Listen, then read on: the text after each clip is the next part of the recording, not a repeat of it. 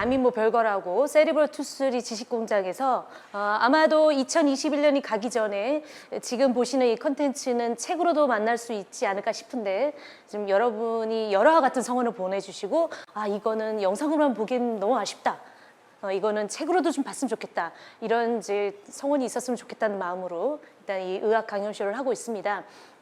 그래서 출판사라는 게 지금 요즘 같은 시대에 사실은 책만 팔아가지고 잘 안 되는 데도 많은데 그래서 약간 온라인과 오프라인 그다음에 영상과 글 이걸 다 같이 뭐가 될지 몰라서 이것저것 해보려고 하는 그 프로젝트 중에 이 암이 뭐 별거라고 그래서 암에 대한 의학 강연쇼를 준비한 건데요.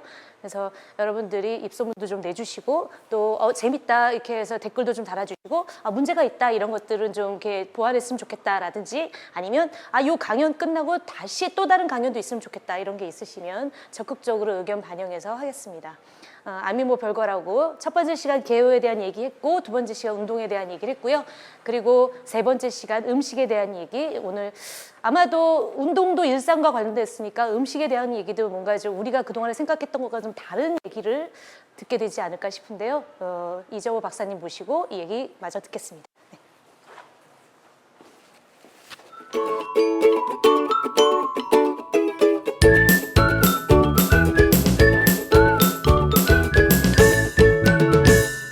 이번 시간에는 음식에 대한 얘기인데요. 암하고 관련돼 가지고 제일 문제가 이 부분입니다. 먹지 말아야 된다고 생각하시는 게 너무 많아요. 대표적인 게 밀가루 300이라고 그러죠. 요거는 이제 암에 치명적인 거다 해가지고 이걸 이제 안 드신 분들이 너무 많아요. 이거 근거가 없느냐? 근거가 있어요. 어떤 근거가 있냐면 페트 검사라고 암을 이제 확인하는 검사가 이제 CT 종류의 펫 CT라는 게 있어요. 그 검사를 할 때는 암이 포도당을 다른 세포보다 더 좋아한다는 원리를 이용하는 거예요. 그래서 포도당하고 그 검사하는 물질하고 딱 붙여가지고 피 속에다 줘요. 그러면 일정 시간이 지나면 암세포가 그 포도당을 막 잡아먹어요. 그럼 암 그 부분만 딱 표시가 돼요. 이제 그거를 노벨상 받은 논문이에요. 그러니까 암이 다른 세포에 비해서 포도당을 좋아한다. 더 잘 먹는다. 그렇기 때문에 이 포도당을 만들 수 있는 이런 거를 안 먹는 게 암의 성장에 도움이 된단 말이 안 되죠. 암을 못 자라게 하는 거다. 그래서 이 부분을 이제 어떻게 할 거냐 이 부분하고 또 하나는 뭐 기름도 먹으면 안 되고 뭐 붉은 고기 먹으면 안 되고 여하튼 뭐 먹지 말라는 얘기가 굉장히 많아요. 그래서 이제 일례로 제가 요양병원에 처음 갔을 때 거기에 위암 환자분이 한 분 계셨는데 간호사였어요. 간호사인데 이 수술을 했어요. 겁이 나가지고 아무것도 못 먹어요. 그래서 삐짝 말라가지고 이러면 안 된다, 먹어야 된다 아무리 설명해도 너무 이게 박혀가지고 자기 암이 너무 두려운 거예요. 그러니까 뭐 단 것만 먹으면 암이 잘하는 것 같은 이제 상상을 하니까 그걸 못 먹더라고. 그래서는 제가 데리고 가가지고 이제 뭐 코다리찜 그걸 제일 먹고 싶다고 그래서 그걸 사줬는데 너무너무 행복해 하는 거예요. 그다음부터 이제 잘 먹게 됐는데 이제 이런 일도 있었고 또 한 분은 남자분인데 키가 꽤 되는데 40kg가 안 되는 게 좀 살이 빠져. 그야말로 피골이 상접했다고 그러죠. 딱 뼈만 남아가지고 왔더라고. 그래서 어떻게 된 거냐고 그랬더니 이 진단하는 검사 과정에 계속 굶잖아요. 굶고 또 암에 뭐가 먹으면 안 좋다는 말을 듣다 보니까 거식증이 생겨가지고 아무것도 못 먹어요. 그래서 고민이 돼가지고 이제 저한테 찾아와서 혹시 술 좋아하십니까? 술이라도 먹이려고. 술도 뭐 에너지니까. 술은 자기 별로래고 뭘 좋아하셨냐 그랬더니 커피를 그 다방커피 있잖아요. 흔히 하는 말로. 다방커피를 매일 마셨대요. 그런데 그러면 암 진단 받은 이후에 식도암이었어요. 저기 커피 드셔본 적 있느냐 그랬더니 커피는 암에 안 좋다고 얘기를 들어가지고 한 방울도 안 마셨다는 거예요. 그러면 지금 커피는 들어가겠냐? 물도 막 거부하는 거예요. 막. 그래서 이제 거의 잘 못 먹고. 그래서 커피는 먹을 수 있겠냐 그랬더니 한번 시도를 해보겠대요. 그래서 급하게 이제 있는 그 믹스 커피 하나 타가지고 한 잔을 줬어요. 먹었는데 안 토하는 거예요. 다 그냥 먹은 거 적적 거식증 생기면 먹은 건 적적 토하거든요. 커피를 안 토했어요. 그래서 이제 좀 더 먹어봤더니 이제 먹을 수 있을 것 같아요. 그래가지고 이제 저기 식혜 사가지고 먹여보고 뭐 해가지고 이제 계속 먹었어요.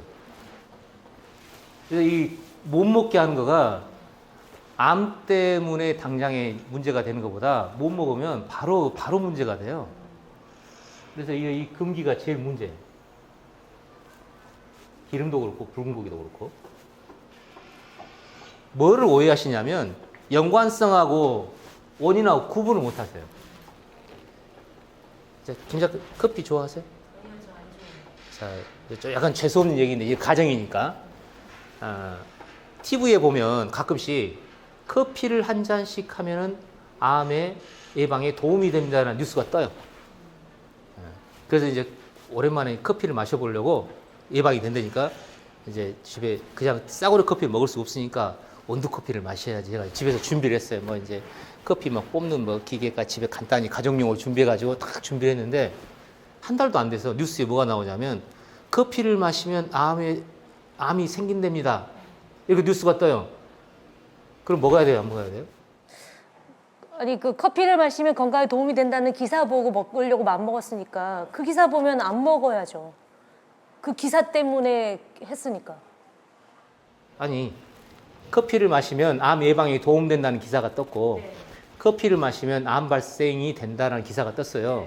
그러면 어떻게 하실 거예요? 최신 기사가 더 신뢰도가 높으니까 최근에 나온 기사를 믿는다는 거죠. 이거 이제 분야가 이제 이쪽이라서 그렇게 하는 거고 대부분 어떻게 하시냐면 자기 하고 싶은 대로 해요. 커피 좋아하는 사람은 그냥 커피 마시고 커피 안 마시는 사람은 안 마시고 자기 하고 싶은 대로 해요. 그거 안 바꿔요. 대부분 그렇게 돼요. 그건 뭐냐면 이거 근거가 없지 않아요. 실험을 했더니 커피하고 암을 예방을 하든지 암 발생을 시키든지 그런 게 논문이 실제로 있어요. 그거를 연관성이라고 해요. 논문이 어떻게 되냐면 커피하고 암하고 관계가 있습니다라는 논문이에요. 그래서 커피를 마시면 암 예방하고 관계가 있습니다. 커피를 마시면 암 발생하고 관계가 있습니다. 논문이 나오는데 그 소식을 들은 많은 분들은 구분을 못 해가지고 커피 마시면 암이 된대. 커피 마시면 암이 발생이 안 된대. 원인과 결과로 생각해요. 두 개가 완전히 다른 얘기예요. 연관이 있다는 얘기는 그런 논문이 있다는 얘기고 원인이라는 얘기는 반드시 그렇다는 얘기예요. 연관성이 원인이 되려면 전 세계의 모든 논문이 동일한 조건과 수많은 조건을 거쳐가지고 항상 똑같은 결과가 나와야지 원인과 결과가 돼요. 근데 음식 중에 원인과 결과가 확정된 거 딱 하나 있어요. 대표적인 거. 담배를 피우면 폐암이 생깁니다. 요거는 전 세계에 똑같은 원인의 똑같은 결과예요. 그래서 담배는 냄새도 안 맡는 게 좋아요. 이거는 원인과 결과예요. 나머지는 다 연관성이라고 이해하시면 돼요.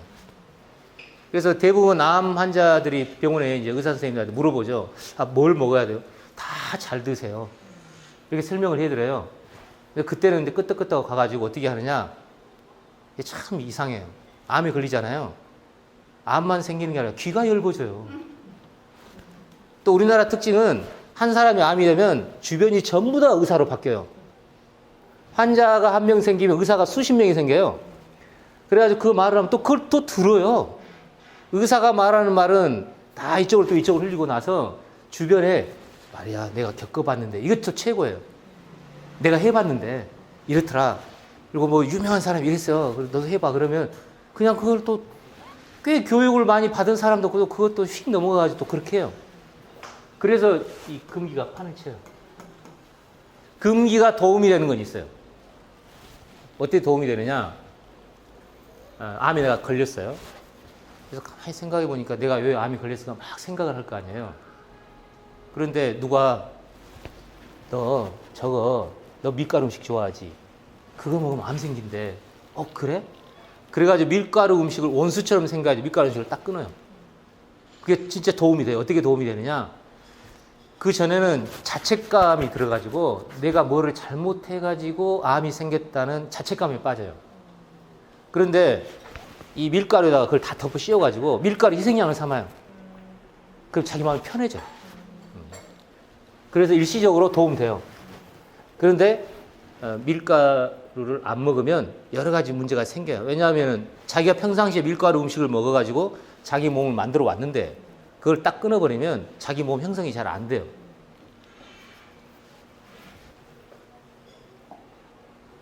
그런데 항암 기간에 이 항암 기간의 음식은 조금 주의를 해야 돼요. 의사 선생님들이 다 먹는데 뭘 못 먹게 하느냐?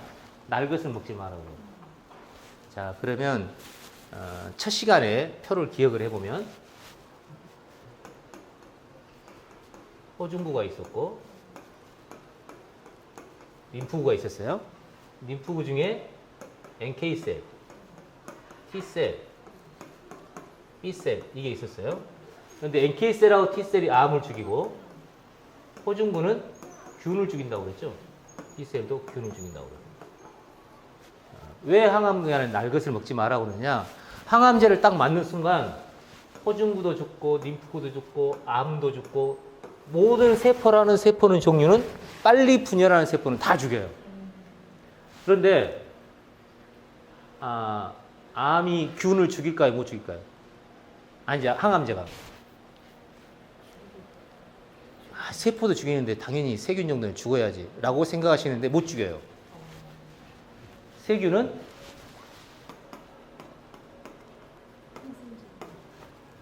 그럼 항생제 쓸 필요가 없죠. 항암제만 맞으면. 균은 항생제가 죽이는 거예요.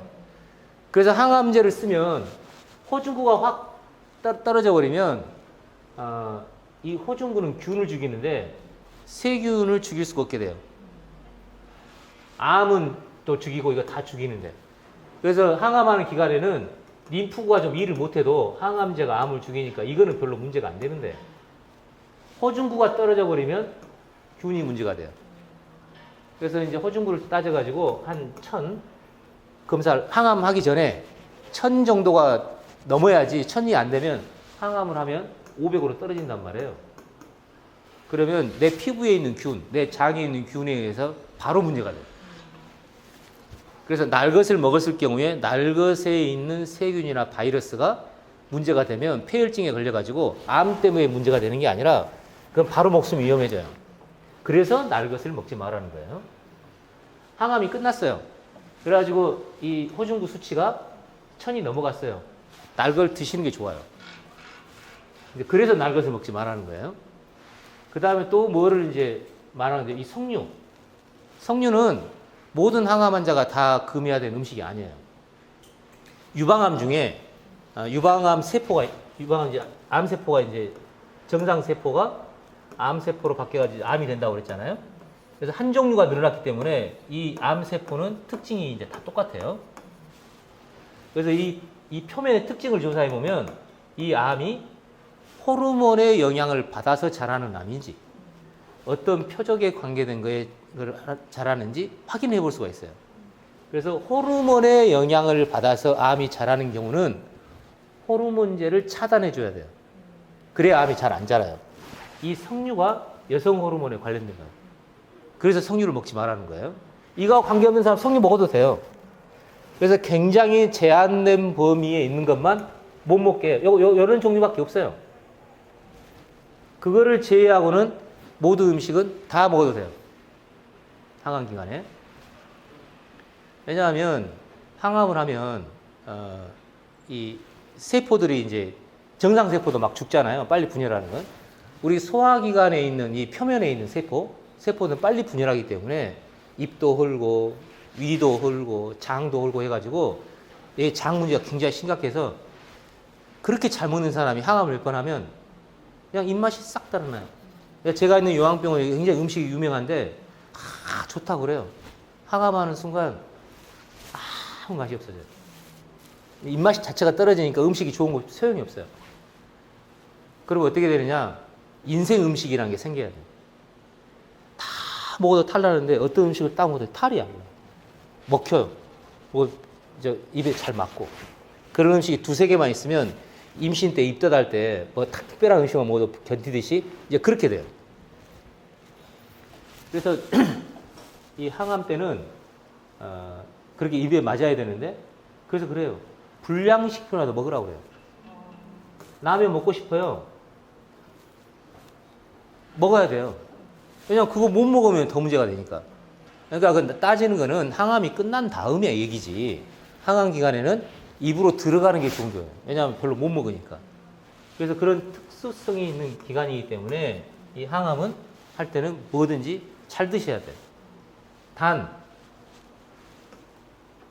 인스턴트의 음식 자체가 문제가 아니고 거기 속에 들어있는 이런 첨가제, 농약, 이런 거는 음식이 아닙니다. 이런 것만 피하면 일반적으로 음식이라고 되어 있는 거는 다 드시는 게 원칙이고, 이런 뭐 날것, 항암 기간에, 그 다음에 어떤 특별한 유방암의 경우에 석류, 이런 걸 제외하고는 다 먹어도 되고, 심지어는 특히 항암 기간에 음식을 못 먹을 때는 인스턴트가 들어있고 식품 첨가제가 들어있는 라면이라 할지라도 안 먹는 것보다 먹는 게 유리하다는 거예요. 그래서 이런 금기를 깨는 게 더 중요해요. 그래서 뭐를 먹으면 암에 좋습니다, 뭐를 먹지 말아야 합니다, 그거에 의미가 있는 게 아니라 암에는 뭐든지 잘 먹어야 된다라는 걸 좀 이해를 좀 하시고, 금기를 어떻게 이제 깰 거냐, 그게 더 중요해요. 왜 그러냐면 이 음식은 우리 몸에 들어가면 구조물이 되고 에너지가 돼요. 그래서 밀가루 안 좋다고 암 굶겨 중에서 밀가루를 안 먹고 흰쌀밥 안 먹고 뭐 그런 거 다 안 먹으면 에너지가 안 생겨요. 왜냐하면 에너지는 당하고 기름하고 단백질에서만 생겨요. 숨만 쉰다고 에너지 안 생겨요. 그리고 비타민 먹는다고 해서 에너지 안 생겨요.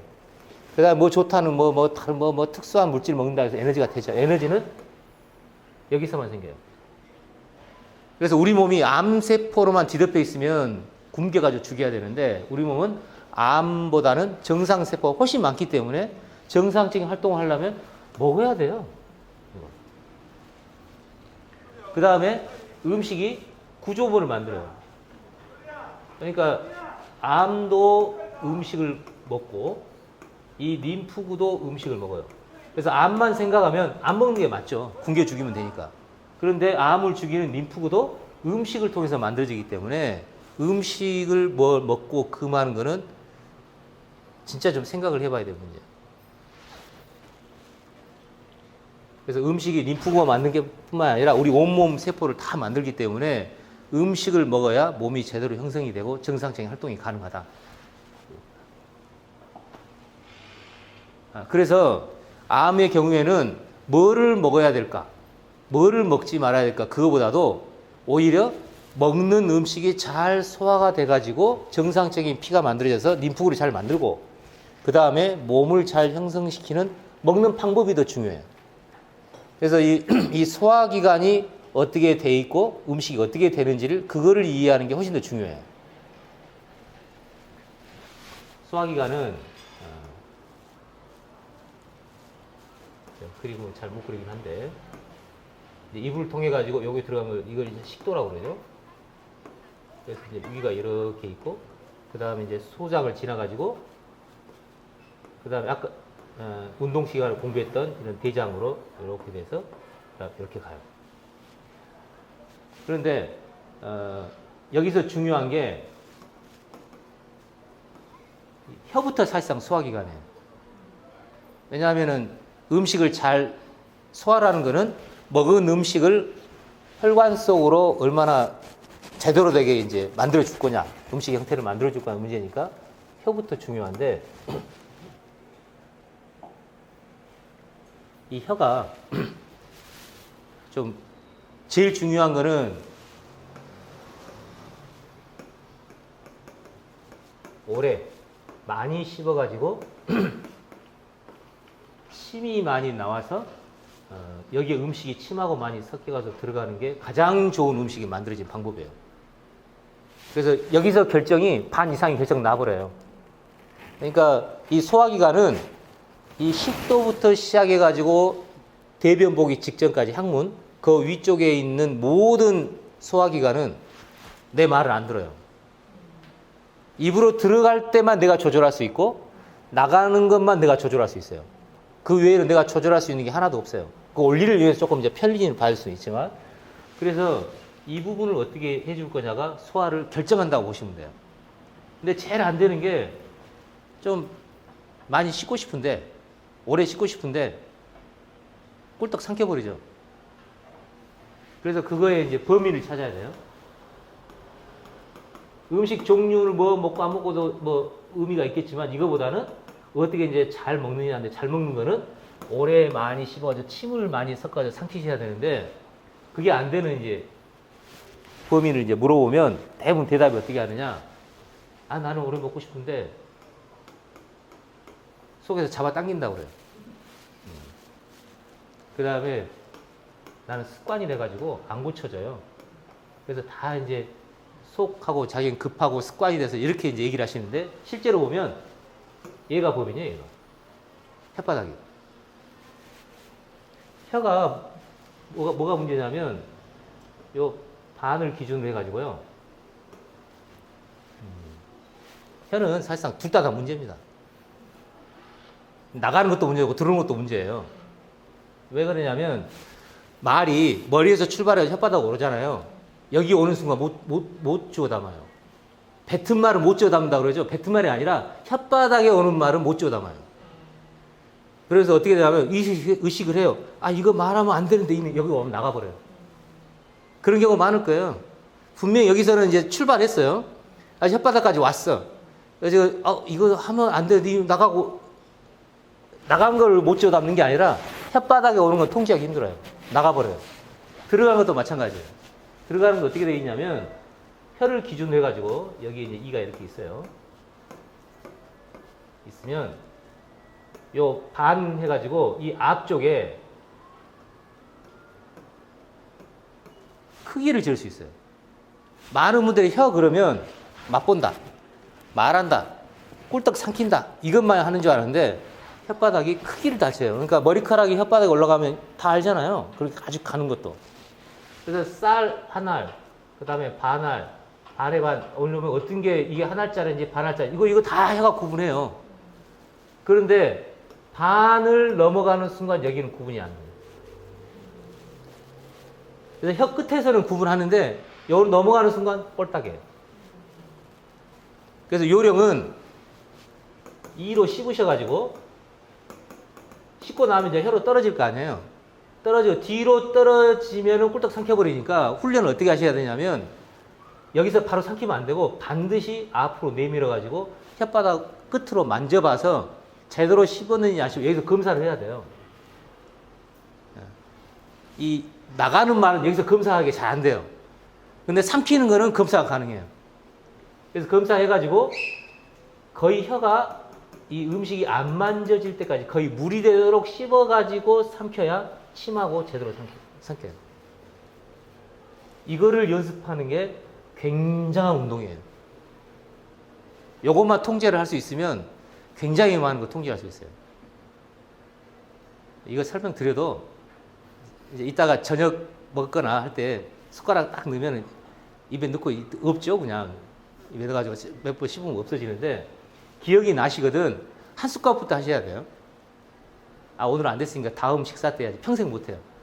그러니까 한 번 식사하시면 한 숟가락에다 입에 넣어가지고 씹어가지고 물이 되도록 하는 연습을 하시면 좋고 평상시에도 연습을 하시려면 땅콩 같은 거 좋아요. 땅콩이 이제 씹으면 이렇게 날카롭고 약간 좀 그런 게 있어서 여기 잘 만져져요. 그래서 이게 잘 씹었는지 안 씹었는지 확인이 가능하니까 이 혀 끝을 감각을 되살리는 것. 그게 잘 먹는 방법의 1번이에요, 1번. 요것만 제대로 돼도 굉장히 음식 소화 잘 되고 특히 항암하는 기간에 힘드시거나 아니면 입맛이 없으실 때라도 이렇게 하시면은 적은 양을 먹어도 굉장히 속이 편하고 그 다음에 소화도 잘 되고 피가 제대로 음식이 들어가기 때문에 이거 하는 게 사실 핵심이에요. 혀.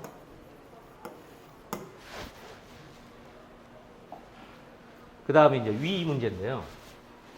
혀에서 이제 삼켜가지고 이제 식도로 들어와서 이제 위에 오면, 요것도 내가 조정을 못 하는데, 위의 특징을 알면은 위를 좀 편하게 해줄 수 있어요. 그 다음 거는 이제 정말 대책 없어요. 들어가면 이제 어떻게 할 수 있는 방법이 거의 없는데, 위의 특징은 뭐냐면, 1번이 감정에 예민해요. 우리 위가 특징 중 하나가 이제 위 내시경을 하잖아요. 내시경을 하면 거의 용종이 아니라 이제 암 비슷한 물질이 있거나 아니면 정상이라도 확인해야 되니까 조직을 딱 뜯어내요. 근데 아 하고 소리 지르는 사람 아무도 없어요. 그 위는 꼬집어도 느낌이 없어요. 뭐만 느끼느냐? 늘어나는 거. 위 배부르잖아요. 그거 느끼고 위 경련 쪼이는 거. 그 두 개만 느끼고 자르거나 꼬집거나 거의 감각이 없어요. 대신에 감정에 굉장히 예민해가지고 기분이 나쁘면 위가 안 움직여요. 소화가 안 돼요. 그래서 재수 없는 인간하고 밥 먹으면 소화 안 돼요. 그래서 식사는 절대 그 집에서도 얘들 그 타박하는 거 식사 시간에 하면 안 되고, 그 다음에 불편한 사람하고는 식사를 안 하는 게 원칙이에요. 그러니까 얼굴은 사회생활 하다 보니까 기분 나빠도 웃을 수 있는데 위는 절대 그 짓을 못 해요. 그래서 감정에 영향을 많이 받고, 두 번째 온도.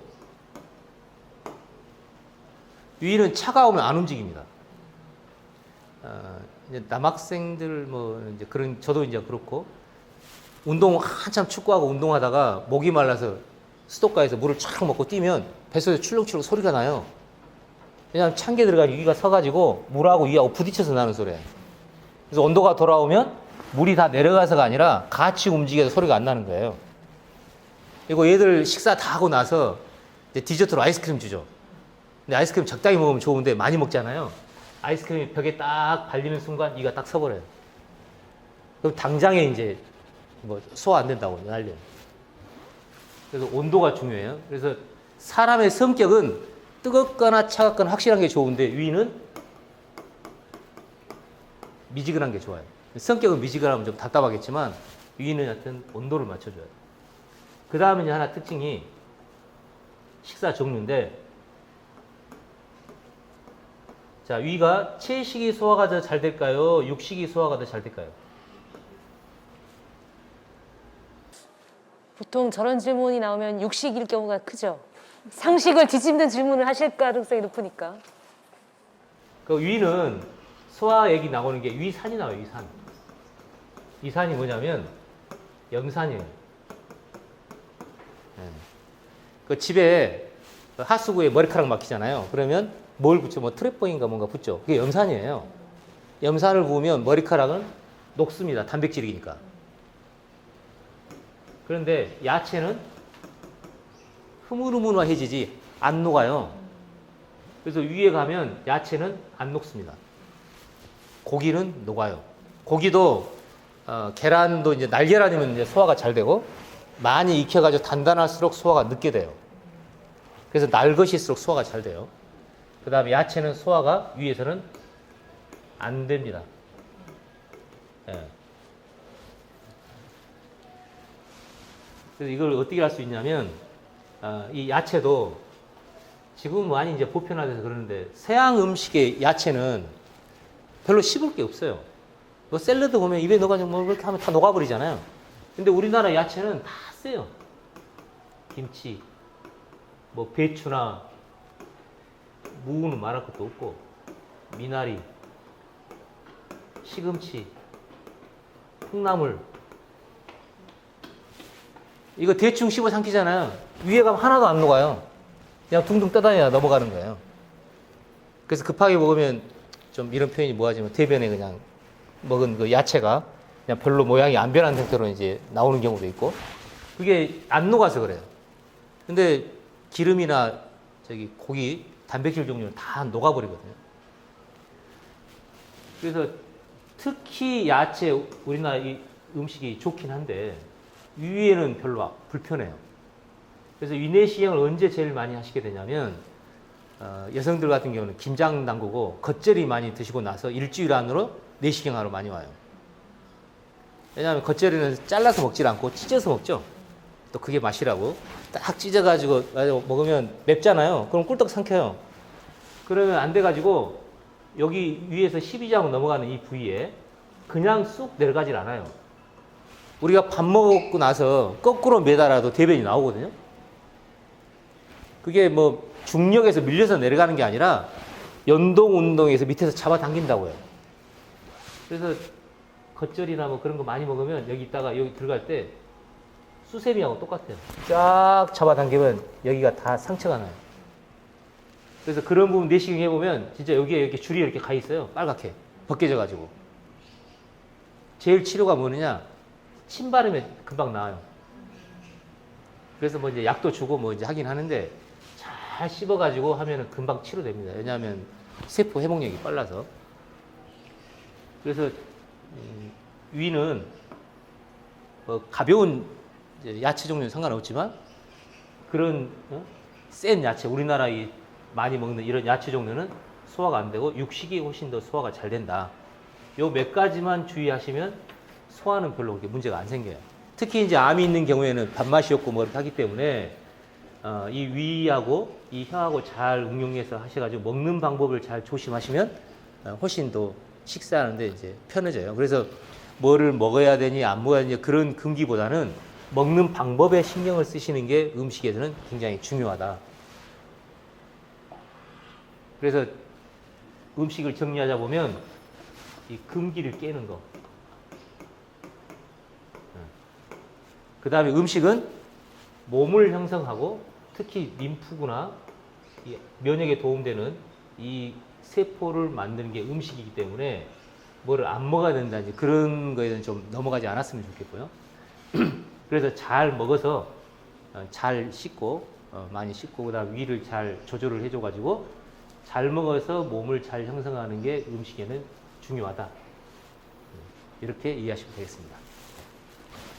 질문 있으시면. 그 우리가 일상에서 가장 많이 얘기하는 건 탄 거 먹으면 암 걸린단 말을 진짜 많이 하잖아요. 탄 것도 탄 음식은 안 먹는 게 좋죠. 왜냐하면 이미 타버렸으면 그거는 몸에 들어가서 구조물이 되거나 에너지가 안 돼요. 그러니까 타버린 거는 탄 음식 자체가 문제가 아니라 탄 부분만 빼면 돼요. 예. 그러니까 음식이 아닌 건 안 먹어야죠. 그러니까 이거 탄 음식은 농약이나 식품 첨가제하고 같은 부류로 취급하시면 돼요. 음식이 아니다 이거는. 탄 거 자체가 좋고 나쁘고의 문제가 아니라 그거는 음식의 기본적인 그 기능을 할 수 있는 게 아닌데 굳이 그러면 해밖에 안 되죠 들어가면. 이제 고기 먹다 보면 이제 애들 주고 남으면 이렇게 탄 거 조금 잘라낸 거 보면 괜찮아 하면서 이렇게 먹는 경우가 많잖아요. 특히 이제 엄마들이나 아빠들이 예. 그냥 탄 거가 맛있는 게 아니라 탄 부분하고 정상부 요 사이가 맛있거든요. 네. 아쉽더라도 이거 떼고. 자, 네. 그래서 이제 음식 편까지 얘기를 했는데요. 붉은 고기 많이 먹으면 안 된다. 그런 얘기 진짜 많이 했고, 또 밀가루, 뭐 또 요즘은 그래서 글루텐 프리 뭐 빵 이런 거 파는 것도 많은데 그런 문제가 아니라 어쨌든 내 몸에 저기 뭐 형성할 수 있고 뭐 이제 세포를 잘 할 수 있는 것들을 많이 먹어라. 근데 그럼에도 불구하고 그래도 이건 안 먹는 게 좋겠다 뭐 없어요. 이를테면 네. 필요 이상으로 과식하는 거. 아, 네. 그거는 기본이죠, 그냥. 네. 왜냐하면 그거는 몸에서 쓰이거나 구조물이 되거나 에너지로 쓰이는 게 아니라 저장해가지고 그냥 살도 아니죠, 기름이죠. 뭐. 네. 기름으로 돼버리니까 그런 부분은 이제 피해야 되는 거고 그 외에 모든 음식은 구분할 필요가 없다는 거예요. 과식의 기준은 뭐예요? 과식의 기준은 이제 결국은 이게 이제 체중으로 나오죠. 네. 그러니까 자기 뼈에 자기가 어느 정도 체중을 해야 되는지가 사실상 이제 BMI라고 해가지고 네.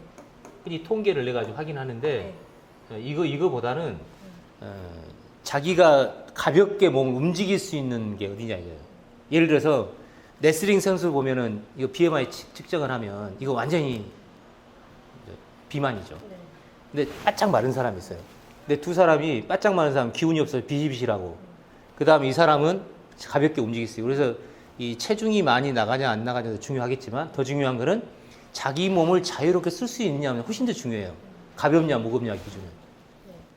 뭐 과식은 삼가하되 잘 씹고 침과 잘 섞어서 혀 끝에서 크기를 재가지고 최대한.